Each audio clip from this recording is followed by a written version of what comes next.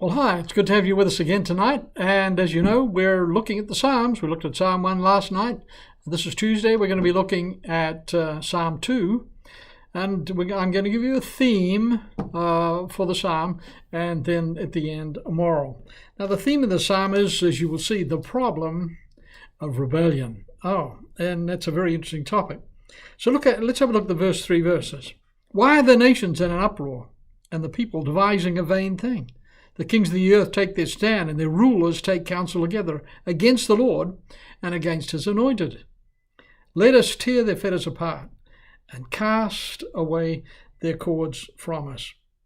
You know, what is he talking about here? Breaking down what he's saying. And I'm just doing these paragraphs, by the way, from the Hebrew text. So in this case, it's got 4 paragraphs. But this is the first paragraph, and it's talking about sin. And the question is, what is sin? You know what sin is? Well, I like to think of it this way. It's man doing his own thing. It's man being indifferent towards God. Now, of course, it's murder and thievery and all that kind of thing, but basically, it's an attitude. It's an attitude of, look, I don't need God to tell me what to do. I mean, I'm going to trust science and the data. Have you heard that recently? You know what that's simply saying? I don't need God.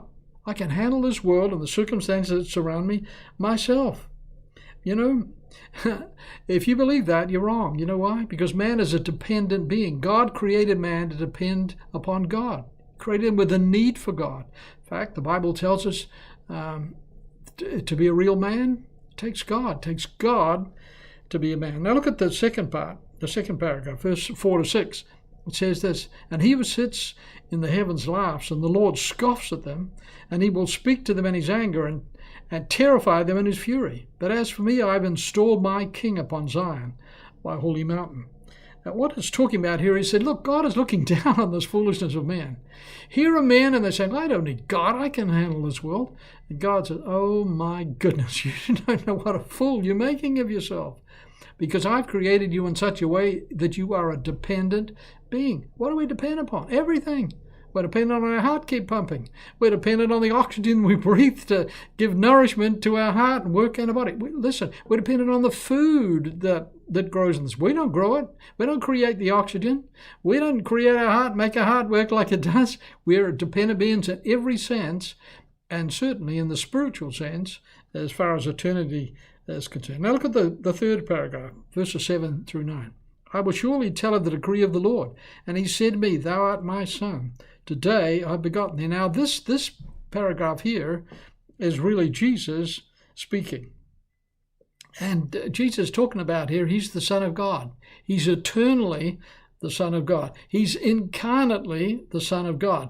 He is manifestly the Son of God. And it doesn't matter what the atheists say, the cultists say, the philosophers say, and all these wise men, these clever scientists and secular philosophers say. The fact of the matter is God is on the throne, and he isn't going to step down. He's not about to move. And so one of the things we need to realize as David is talking here, the problem of rebellion, you know what it is? Sin. It's man wanting to do his own thing. It's man wanting to be independent of God, believe he can handle his affairs without God. And we can look around the world and see what a mess we've got. And here's the fourth paragraph here, beginning of verse 10. Now therefore, O king, show discernment. Take warning, O judges of the earth. Worship the Lord with reverence and rejoice with trembling. Do homage to the Son, lest he becomes angry and you perish in the way. For his wrath may soon be kindled. How blessed are all of those who take refuge in him. You know what he's talking about here? He's talking about grace. Now, we often use the acrostic G-R-A-C-E, God's riches at Christ's expense. Tremendous statement and a great acrostic. Okay, what's the theme then of this psalm, Psalm 2? It's the problem of rebellion, sin. Men want to do their own thing. Well, what's the moral? The moral is, to those of us who are Christians, don't ever fear. God is here, and God cares. Listen, you don't need to fear about what's happening even now, because God is here. He's on the throne. He is present. God is here.